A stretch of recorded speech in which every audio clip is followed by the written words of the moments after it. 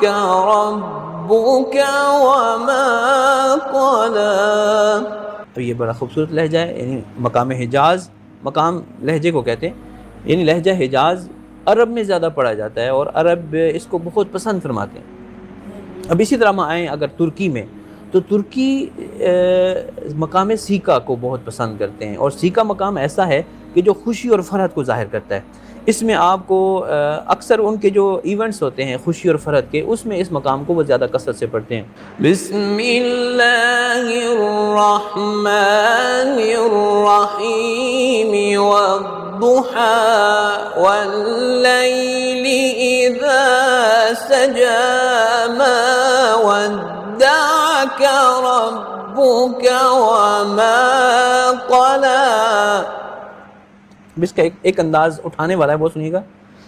وَلَلْآخِرَةُ خَيْرٌ لَكَ مِنَ الْأُولَى وَلَسَوْفَ يُعْطِيكَ رَبُّكَ فَتَرْضَى. یہ ہے مقام سیکا.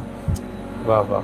اس کے بعد اگر آپ فارس پہ آئیں، یعنی ایران پہ آئیں، تو وہ مقام نہاون کو بہت پسند کرتے ہیں. مقام نہاون کے بارے میں مشہور ہے کہ یہ ایک ایسا لہجہ ہے کہ جو دو محب اور محبوب آپس میں جو کلام کرتے ہیں نا، میٹھا کلام، محبت بھرا کلام، اس موقع پہ آپ اس کو مقام نہاون کے ایکسپریشن کو آپ ظاہر کرتے ہیں.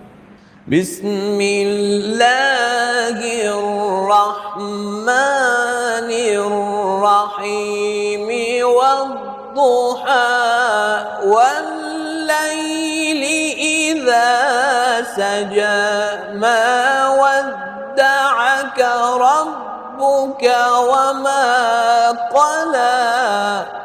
جی، یہ ایک ایسا لہجہ ہے کہ جس میں آپ کو وہ آیات سلیکٹ کرنی ہے کہ جس میں اللہ رب العزت اپنے محبوب سے ہم کلام ہو رہا ہے. یعنی جیسے قل ان کنتم تحبون اللہ فاتبعونی یحببکم اللہ، یا جیسے آپ حضور علیہ السلام کا جہاں پہ اللہ رب العزت نے تذکرہ کیا ہے، یا ایھا الرسول، یا ایھا المزمل، یا ایھا المدثر، یعنی اللہ کا حضور کو مخاطب کرنا، وہاں پہ یہ لہجہ آپ پڑھیں گے.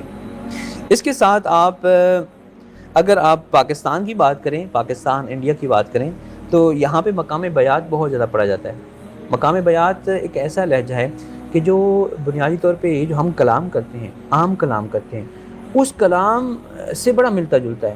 اور قراء کہتے ہیں کہ آپ جب بھی تلاوت شروع کریں تو آپ اسی مقام سے کریں، تاکہ آپ کا جو فلو ہے بات کرنے کے بعد آپ جب تلاوت شروع کرتے ہیں تو کوئی عجیب سا فیل نہ ہو.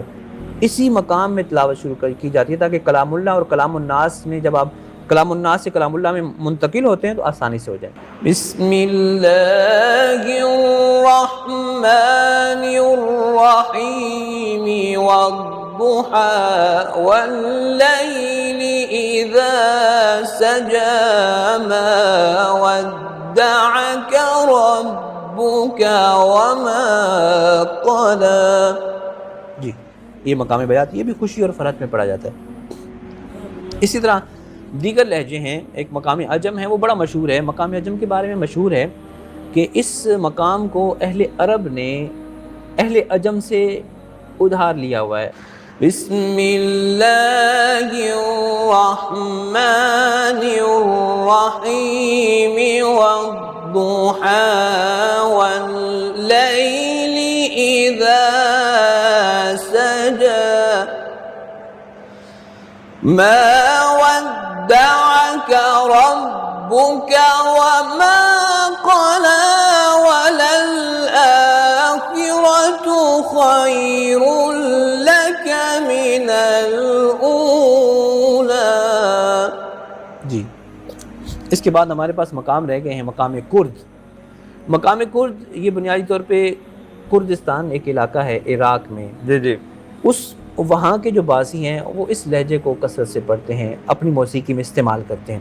اور یہ لہجہ تھوڑا سا مشکل بھی ہے، یعنی یہ مقام بیات کے ساتھ زیادہ ملتا جلتا ہے، مگر اس میں اس کی ادائیگی اہل فن جو ہے جو بہت کوئی ماہر ہو وہ اس کی ادائیگی بڑے کامل طریقے سے کر سکتا ہے. ورنہ عام قراء اس کو پڑھتے پسند زیادہ کرتے ہیں مگر اس کی پڑھنے میں وہ تھوڑی سی کمی آ جاتی ہے.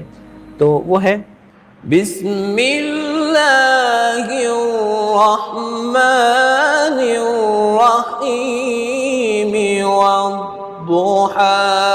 والليل إذا سجى ما ودعك ربك وما قلى.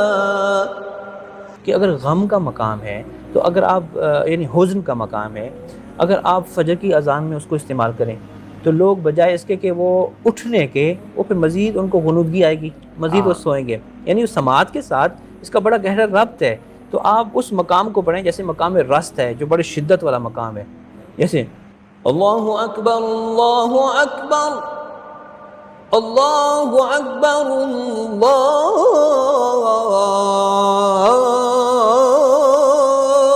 اکبر. اب یعنی اس طرح جھنجھوڑ کے آپ اذان دیں فجر کے وقت تاکہ لوگ اٹھیں. ہاں لوگ اٹھیں. ایسا نہ ہو ایکسپریشن چیک کریں آپ.